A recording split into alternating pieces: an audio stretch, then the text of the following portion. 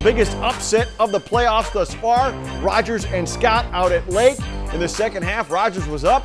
They added to the lead. Christian Smith down low. They were up 14 were the Rams, but Scott would respond.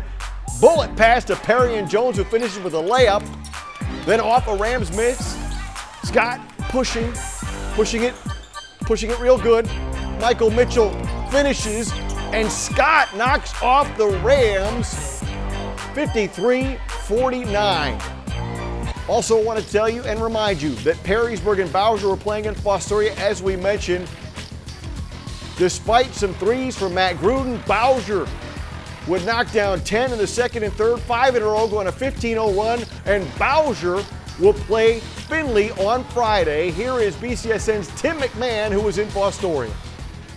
Heading into the OHSAA playoffs, one of the more intriguing matchups of the first round looked to be Perrysburg versus Bowsher. And for a half, this one looked like it could go either way.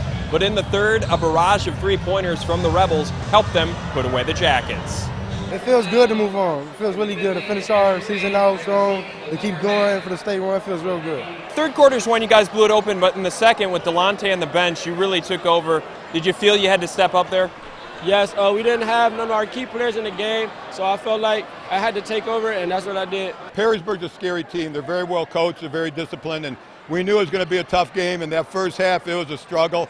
I was real happy with our effort the third quarter, and it seemed to work out for us.